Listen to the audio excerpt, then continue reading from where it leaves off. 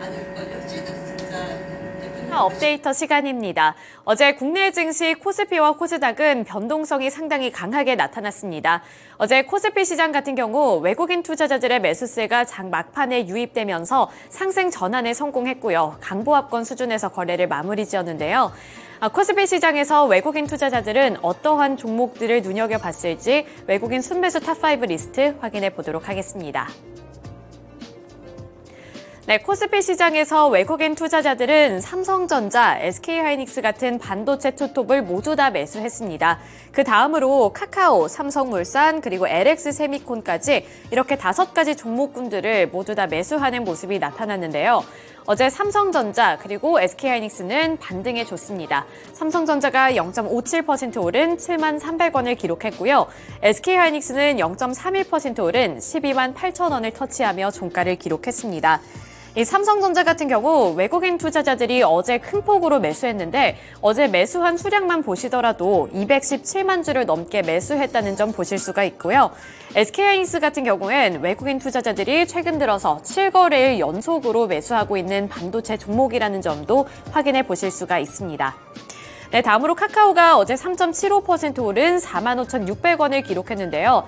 최근 들어서 카카오가 주가가 많이 빠졌던 만큼 저가 매수세 그리고 반발 매수세가 들어오고 있습니다. 이 카카오 같은 경우에는 실적을 발표했습니다. 매출액의 경우 역대 최대 매출을 기록했지만 영업이익이 감소하는 수준을 나타냈는데요. 카카오는 최근 들어서 정부와 수사당국의 공세에 시달리면서 뚜렷한 청사진을 못 내놓고 있다는 점도 악재로 작용이 되고 있습니다. 우선 올해 3분기 연결 기준 매출액을 살펴봤을 때 매출액은 2조 1,609억 원을 기록했고요. 영업이익은 1,403억 원을 기록했습니다.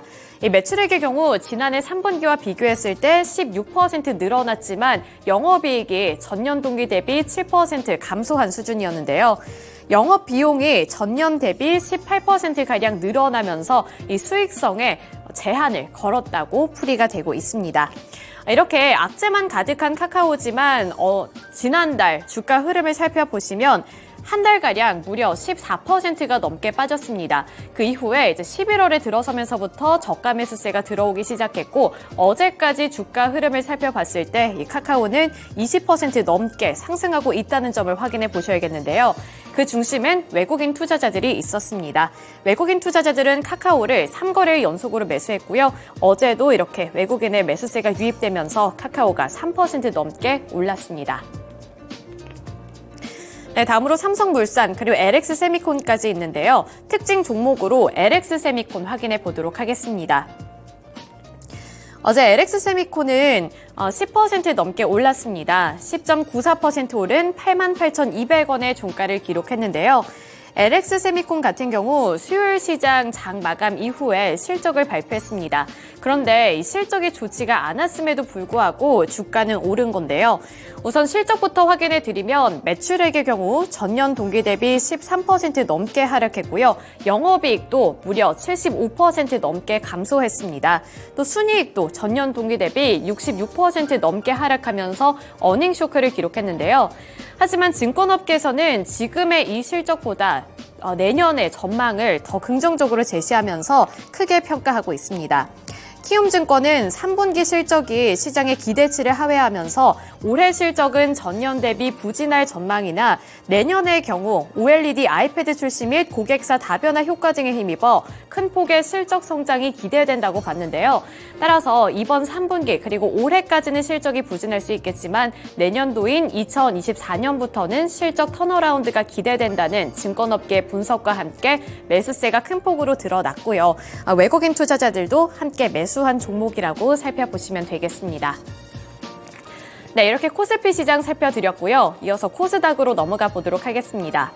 어제 코스닥도 장중에 변동성이 상당히 강했지만 아쉽게도 외국인과 기관의 수급이 모두 다 빠져나가면서 1% 하락하며 거래를 마쳤습니다. 개인 투자자들만이 매수세를 기록했는데 코스닥 시장에서 거래 대금이 많이 몰렸던 종목군들 보면서 오늘장 힌트도 얻어보시길 바라겠는데요.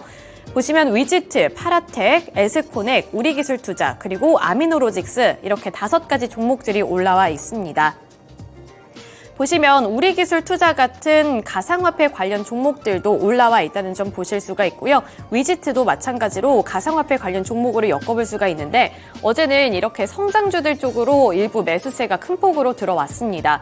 위지트가 24.49% 상승했고요. 우리기술투자는 6.71% 상승해줬는데 이 두 가지 종목 특징주로 곧바로 넘어가서 살펴보도록 하겠습니다. 가상화폐 관련 종목들이 이렇게 급등할 수 있었던 것은 현물 ETF에 대한 기대감이 고조됐기 때문인데요. ETF에 대한 기대감이 고조되면서 최근에 비트코인의 상승세도 심상치 않게 드러나고 있습니다. 비트코인 현물 ETF가 내년 1월까지 승인될 확률이 높다는 분석과 함께 이렇게 가상화폐 관련 종목들 쪽으로도 기대감이 높아지고 있는 상황인데요. 블룸버그에서는 옛 트위터를 통해서 이 비트코인 현물 ETF가 내년 1월 10일까지 승인될 확률이 90%라고 봤습니다. 또 만약에 이보다 더 빠르게 ETF가 승인된다면 현재 계류 중인 모든 신청이 승인될 가능성이 있다고 전망하면서 이 ETF를 향한 긍정적인 전망을 제시했고요. 이러한 점들이 투자 심리를 자극시켰습니다. 또 업비트 운영사인 두나무의 대주주인 송치영 이사회 의장이 대법원으로부터 무죄 확정을 받았다는 소식까지 더해지면서 이렇게 가상화폐 관련 종목들 쪽으로 매수세가 큰 폭으로 들어왔고요. 거래대금도 무겁게 쏠리면서 위지트가 24.49%, 우리기술투자가 6.71% 상승하며 거래를 마쳤습니다. 네, 다음 특징주 보도록 하겠습니다. 그 다음 특징 종목으로는 파라텍 살펴보도록 할 텐데요. 파라텍이 어제 16% 넘게 급등해줬습니다. 이 파라텍은 테마 종목으로 엮어볼 수가 있겠는데 어제 윤석열 대통령이 재난대응 시스템 지원 소방 로봇을 보급한다라는 소식에 관련 종목으로 부각되면서 강세를 기록했습니다. 윤석열 대통령은 소방의 날 기념식에 참석했는데요. 이 기념식에 참석해서 전기차 화재 진압용 이동식 수조와 재난 현장 소방 로봇 보급 등 일상화된 재난 위협에 맞서 세계 최고의 재난 현장 대응 시스템을 갖출 것을 정부에 지시했습니다. 이에 따라서 이 관련 종목들이 급등을 했는데 이 파라텍 같은 경우에는 스마트 소방 로봇을 개발한 이력이 있기 때문에 관련 종목으로 부각받았고요. 어제 따라서 두 자릿수대 급등세를 연출했습니다. 마지막 특징주 확인해 보겠습니다. 마지막 특징 종목으로는 에스코넥 확인해 보도록 할 텐데요. 에스코넥이 7.7% 오른 2015원의 종가를 기록했습니다. 이 칼리드 알 팔레 사우디아라비아 투자부 장관은 8일 블룸버그 TV와 인터뷰를 했습니다. 이 인터뷰에서 자동차 제조 기반 구축 계획의 다음 단계로 전기차 배터리 생산과 수소차 제조에 투자하는 것을 검토하고 있다고 보도했는데요. 이 알팔레 장관은 다음으로는 공급망이라고 강조하면서 사우디로서는 전기차 배터리가 핵심 공급망 구축의 기회가 되기를 희망한다는 의견을 내비추기도 했습니다. 이 같은 소식에 에스코넥 쪽으로 매수세가 몰리면서 상승세가 뚜렷하게 나타났는데요. 이 에스코넥 같은 경우 사우디아라비아의 초청을 받고 이달에 방문할 예정이고요. 에스코넥은 이달 말 사우디아라비아를 방문해서 투자 유치 그리고 합작법인 설립 절차를 마무리 지을 것으로 보도했습니다. 이렇게 협력 기대감이 유입되면서 주가도 급등을 했고요. 에스코넥의 사업 분야 중에 2차 전지 금속 부품 사업 분야가 있기 때문에 앞서서 살펴봤던 이 칼리드 알팔레 사우디아라비아 투자부 장관의 전기차와 관련되어 있는 발언이 기대감을 더욱더 높였다고 보시면 되겠습니다. 이에 따라서 에스코넥의 주가가 7.7% 오른 2015원의 종가를 기록했습니다. 네, 이렇게 코스피와 코스닥에서의 수급 특징 함께 분석해 드렸는데요. 이어서 금요일 시장 어떠한 특징 종목으로 시작을 하면 좋을지 하이투자증권의 이화진 과장 연결 통해서 들어보도록 하겠습니다. 네, 과장님 안녕하세요. 네, 안녕하세요. 네, 어제 수급 특징 함께 분석해 봤습니다. 코스피와 코스닥에서의 수급도 함께 살펴봤는데요. 오늘은 어떠한 특징 종목을 눈여겨보면 좋을까요? 네, 최근에 이제 수요일 날 게임주, 특히 이미드가 실적 발표를 하면서 이제 강한 상승이 어제도 있었죠. 결국 오늘도 조금 충분히 계속, 이어질 수 있을 것처럼 보이고 있습니다. 사실 게임주 섹터가 이번에 사실 실적이 다 잘 나온 건 아니었습니다. NC소프트, 네오비즈, 퍼러비스, 넷스케인지 다 실적이 안 좋은 상황이었는데, 크래프톤과 이메드가 실제 굉장히 잘 나왔었죠. 뭐 이메드 같은 경우는 뭐 엑토즈 소프트가 이제 지난달 10월에 1,000억에 대한 업프런트 계약금이 이제 들어오게 되면서 흑자 전환을 했고, 내년에도 1,000억은 다시 또 받게 될 겁니다. 한 5년간 5,000억에 대한 계약 자금을 좀 받을 것으로 보이고 있는데, 사실 그것보다 더 중요한 것도 있죠. 실제로 이번 위메드가 더 시장에서 주목을 받았던 거는 내년에 분기마다 이제 새로운 신작들을 출시하겠다는 얘기가 나오게 되면서 좀 큰 관심을 받았던 걸로 보이고 있습니다.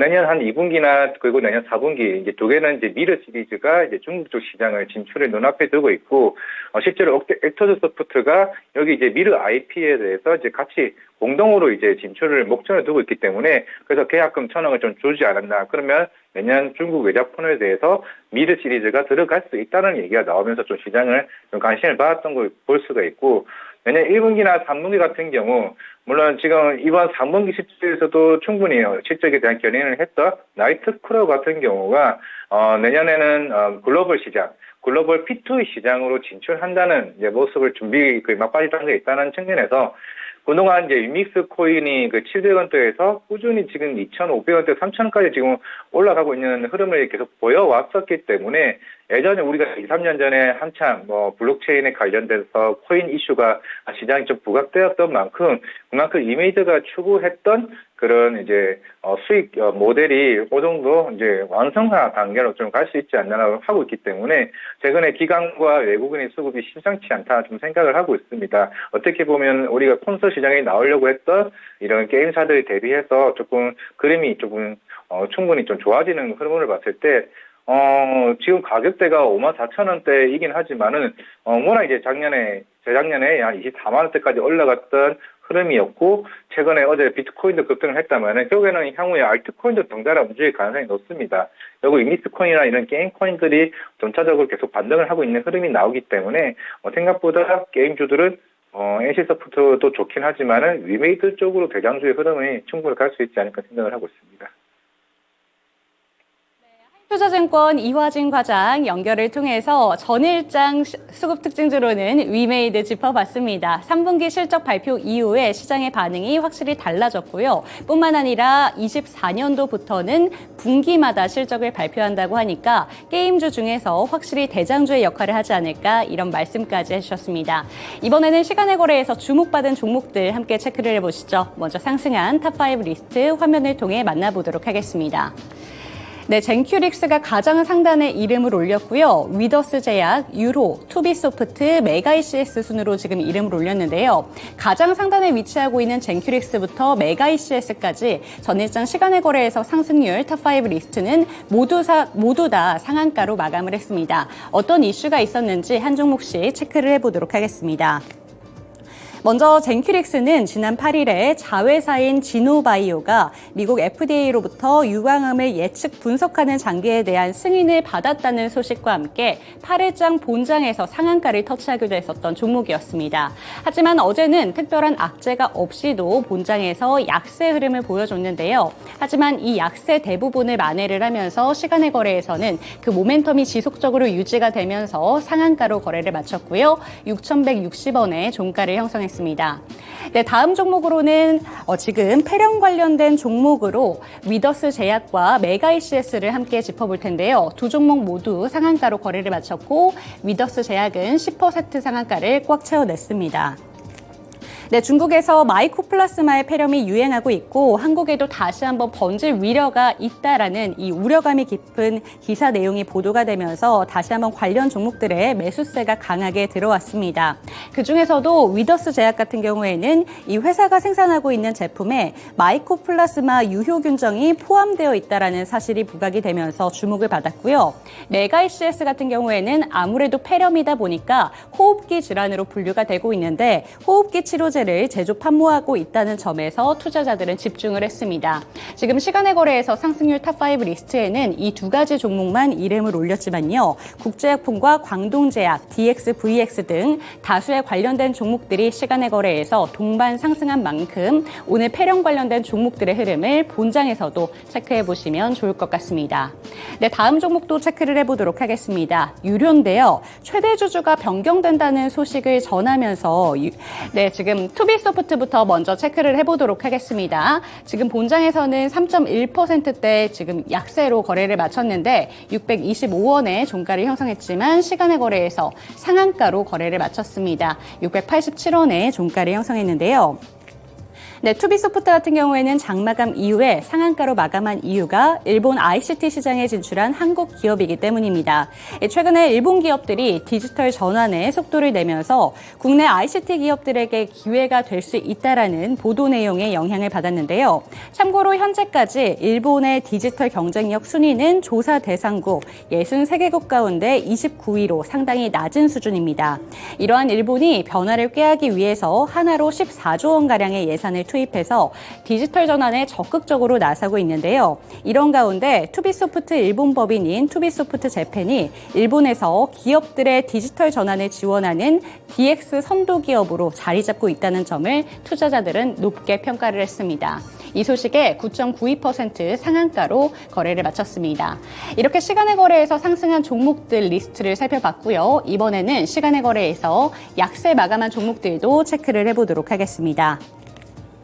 네, 큐로셀이 가장 상단에 이름을 올렸고요. 그 밑으로는 드리머스 컴퍼니, 박셀바이오, 아시아나 IDT, 서울 반도체 순으로 이름을 올렸는데요. 가장 상단에 위치한 큐로셀과 서울 반도체만 체크를 해보도록 하겠습니다. 네, 큐로셀부터 먼저 체크를 해보시자면 큐로셀은 시간의 거래에서 4.84% 하락하면서 2650원의 종가를 형성한 종목이었는데요. 어제 새롭게 신규 상장한 종목이었습니다. 항암치료제 전문 바이오 벤처 기업인데요. 본장에서는 지금 8%대 상승을 보여주면서 다소 아쉬운 흐름을 보여줬습니다. 왜냐하면 보통 신규 상장 종목들은 상장 첫날에 급등세를 보여줬는데요. 어제는 특별하게 4가지의 기업들이 신규 상장했다는 점을 포인트를 두셔야 될 것 같습니다. 화면에 나와 있는 이 큐로셀 외에도 메가터치나 BI 매트릭스, 컨택 이렇게 3가지 종목이 추가적으로 상장을 했는데요. 4개의 기업 중에서 큐로셀과 메가터치만이 상승 마감했다는 점 기억을 하시면 되겠습니다. 이 본장에서는 지금 시간의 거래에서는 본장과 다르게 약세로 마감했다는 점까지 체크를 하시면 되겠습니다. 네, 끝으로 가장 하단에 위치하고 있는 서울 반도체 체크를 해볼 텐데요. 어닝 쇼크 소식을 전했습니다. 정확히는 정정 공시였는데요. 매출액이 전년 동기 대비 0.1% 소폭 증가했다라는 발표에서 전년 동기 대비 0.6% 하락했다라는 수정 발표를 내놓으면서 매도세가 몰렸고요. 2.86% 약세로 1,200원에 거래를 마쳤습니다. 네, 이렇게 시간의 거래에서 하락한 종목들까지 리스트 체크해봤습니다. 다시 한번 하이투자증권 이화진 과장 연결해 보겠습니다. 네, 과장님 안녕하세요. 네, 시간의 거래에서는 어떤 특징주를 짚어보면 좋을까요?